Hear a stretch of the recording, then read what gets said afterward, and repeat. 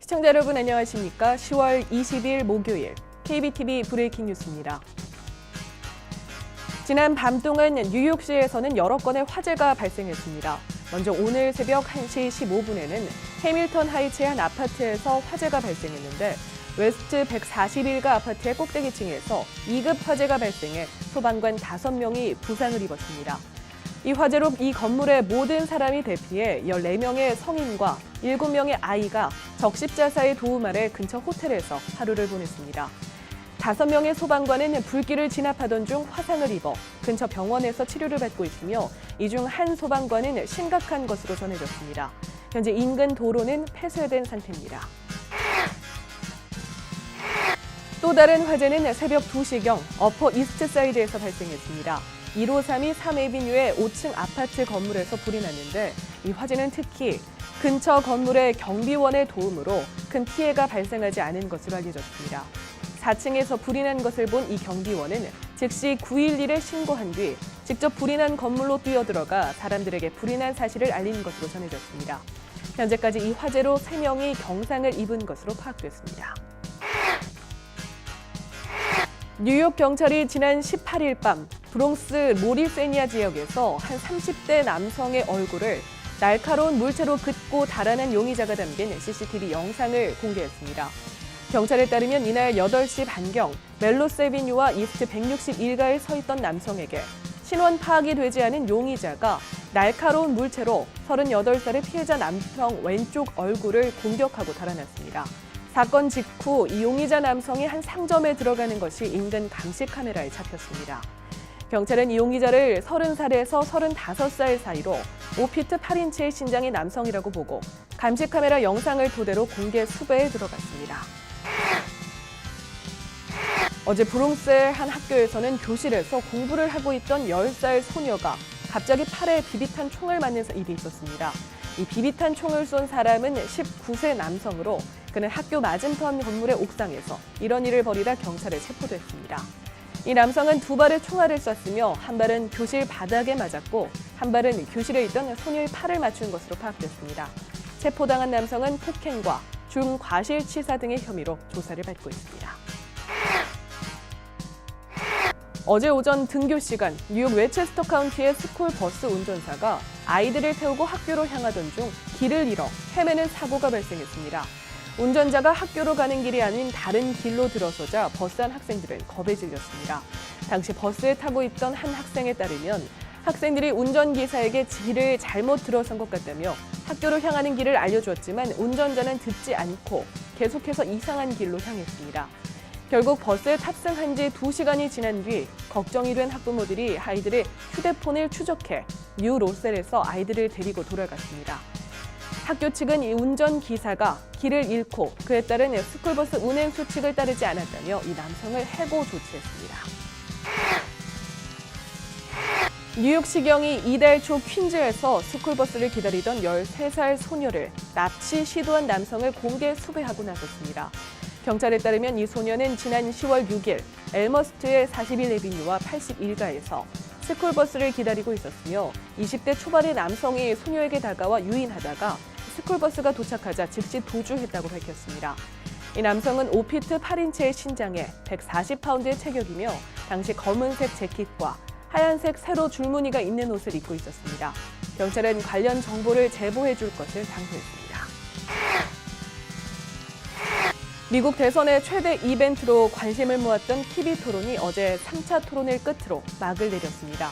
어제 도널드 트럼프 공화당 후보는 대선 결과 승복 여부를 놓고 그때 가서 말하겠다며 불복 가능성을 강하게 시사해 남은 선거전은 물론 대선 이후까지 파란을 예고했습니다. 트럼프와 힐러리 클린턴 간 막장 공반전 속에 어느 쪽도 결정적 한 방을 날리지는 못했지만 클린턴이 TV 토론에서 3연속 우세를 보였다는 평가를 받았습니다.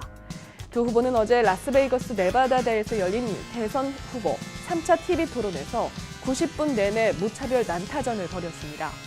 형식적인 악수도 없이 토론을 시작한 두 후보는 초반 낙태 문제와 총기 규제, 연방 대법관 인선 등을 놓고 치열한 정책 대결을 벌였습니다. 하지만 트럼프의 음담 패설 동영상 파일 문제가 거론되면서 순식간에 토론은 인신 공격 무대로 변했습니다. 트럼프는 클린턴의 최대 약점인 국무장관 재직 시절 개인 이메일 사용을 물고 늘어졌습니다. 토론 직후 치러진 여론조사에서 응답자의 52%가 클린턴을 승자로 선택한 반면 트럼프는 39%의 호응을 얻으면서 클린턴이 3연속 우세를 나타냈습니다.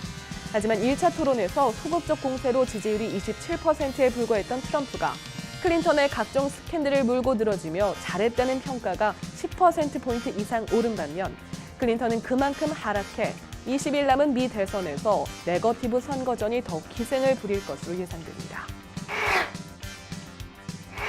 한편 공화당 대선 후보 도널드 트럼프가 유년 시절 살던 주택의 경매가 연기됐습니다. 당초 19일 3차 대선 토론이 벌어지기 전 맨해튼 루즈벨트 호텔에서 진행 예정이었던 이 집의 경매는 대선이 끝난 뒤인 11월 12일로 연기됐습니다. 퀸즈 웨어햄 플레이스에 위치한 트럼프의 첫 뉴욕 집은 5개의 방이 있는 튜더풍의 2층 저택입니다. 트럼프는 1940년 부친이 지은 이 집에서 4살 때까지 거주한 것으로 알려져 있습니다. 경매 시작 금액은 84만 9천 달러로 책정됐습니다. 숙박 공유업체 에어비앤비가 뉴욕에서 주정부와 운명을 건 협상에 나섰습니다. 주택을 관광객 등에게 단기 임대하면 7,500달러의 고액 벌금을 물리는 법이 곧 통과될 상황이 놓이자 에어비앤비가 뉴욕주에 세금을 내겠다며 협상안을 제시한 겁니다. 앤드류 코모 뉴욕주 지사는 오는 29일까지 자신의 집이나 방을 단기로 빌려주는 숙박 공유 서비스를 금지하는 법안에 서명할지 여부를 결정해야 합니다. 만약 그가 법안에 서명하면 당장 11월 1일부터 에어비앤비를 통해 손님을 받을 경우 법 위반으로 고액의 벌금을 물어야 합니다. 에어비앤비는 우선 뉴욕주가 임대에 나선 집 주인에게 세금을 거둘 수 있도록 호스트 의무 등록제를 실시하며 한 명당 한 채만 빌려줄 수 있도록 관련 규정을 바꾸겠다고 밝혔습니다. 또 이미 시행 중인 맨해튼 내 단기 임대 금지법을 3차례 위반할 경우 호스트 자격을 영원히 박탈하는 삼진 아웃 제도도 운영하겠다고 약속했습니다. 에어비앤비가 제시한 안에 따르면 뉴욕주는 연간 9천만 달러의 세금을 추가로 거둘 수 있게 됩니다. 하지만 다수의 매체들은 이번 법안이 통과될 가능성이 높을 것으로 내다보고 있습니다. 금융사 엘리 파이낸셜이 뉴욕과 로스앤젤레스 등 10개 대도시에 행운의 1페니 동전 100개를 배포하고 이를 찾는 사람에게 $1,000의 현금을 주는 이색 이벤트를 펼칩니다. 행운의 1페니 동전은 기존 1페니보다 크기가 약간 크고 앞면에는 엘리 파이낸셜의 로고가, 뒷면에는 10만 센트가 새겨져 있습니다.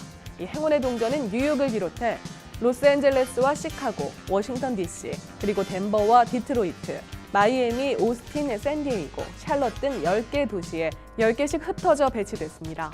엘리 파이낸셜은 이날 이벤트 홈페이지인 엘리럭키페니닷컴을 통해 오늘부터 오는 12월 31일까지 행운의 1페니 동전을 찾는 사람들은 동전에 새겨진 상환 번호를 입력하면 현금 $1,000를 받을 수 있다고 밝혔습니다. 또한 페니의 소중함을 알리기 위해 마련한 행운의 동전은 특별한 곳이 아닌 공개된 장소에 있을 것이라고 예고했습니다. 이 홈페이지에는 각 도시마다 동전을 찾는 데 도움이 되는 내용도 수수께끼처럼 함께 올라와 있습니다. 10월 22일 목요일 KBTV 브레이킹 뉴스 마칩니다. 오늘부터 다시 가을 날씨가 돌아온다고 하죠. 즐거운 목요일 보내시기 바랍니다. 시청해주신 여러분 고맙습니다.